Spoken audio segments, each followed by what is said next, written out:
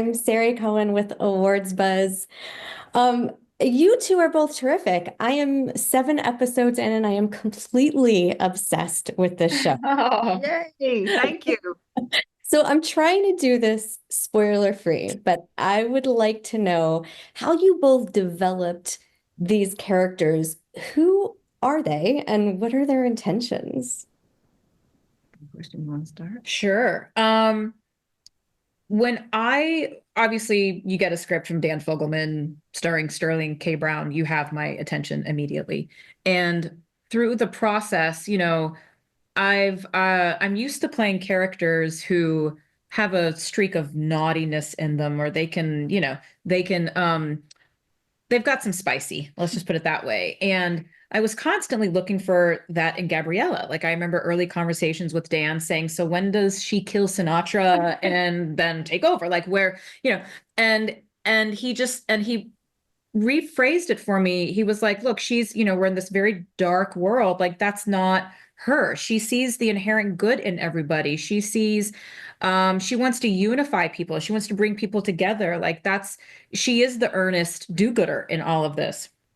So that, which I know what that is, along with my lifelong journey in personal therapy myself, it was no coincidence that I ended up playing this role of trying to help people and to bring this community together. And as far as the relationship with Julianne, a lot of people have commented on how digestible this dynamic is to watch. And that's similar to what happened to us in real life. Like it was like a moth to a flame. I like to say we are grumpy old men at the same time. We are voracious, chatty Cathys at the same time. We can get girly at the same time and then need our space at the same time. So it's a really beautiful friendship and a dynamic on screen. I think you can see it.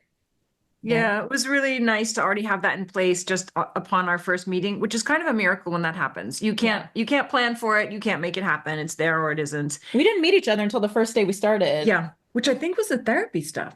I know it was the you meet me right after I come out of the doctor's office. Yes, that's right. Yeah, so we jumped into the deep end basically.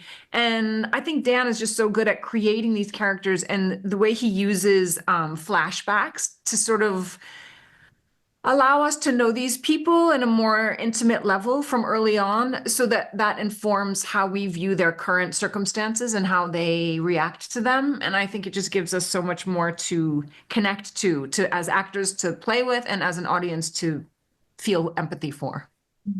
Sinatra has so much going on. I Yeah. get for every episode. She Yeah. does. She does. I know, what a gift. I mean, honestly, I just felt like when I read that, I was in the first episode, there's not even much Sinatra there, but I was already in. Like, I want to be a part of this telling this story. There were so many twists and turns that was like, yes, I want to be a part of that. I haven't done something like this before. And then I read episode 2, which was basically all about, where she's been. I just thought he handles it so deftly and so beautifully, and he has such care for his characters that she broke my heart on the page, and I just felt like, okay, I want to play that person where this happens to them, and then how that changes the trajectory of the rest of their life in such a huge way. So I think I have time for one more question. I want to ask you, which character in Paradise would you want by your side if the apocalypse were to go down? I think she's sitting next to me. I think she's I don't know. Like you talking about characters or person? Because I don't know if I want Sinatra, but I'll take Julianne. So fair. yeah. I love that. You two are so awesome. I'm so glad we got to hang out today. Thank you Thank so you. much. Thank you Thank for you your for your time. questions.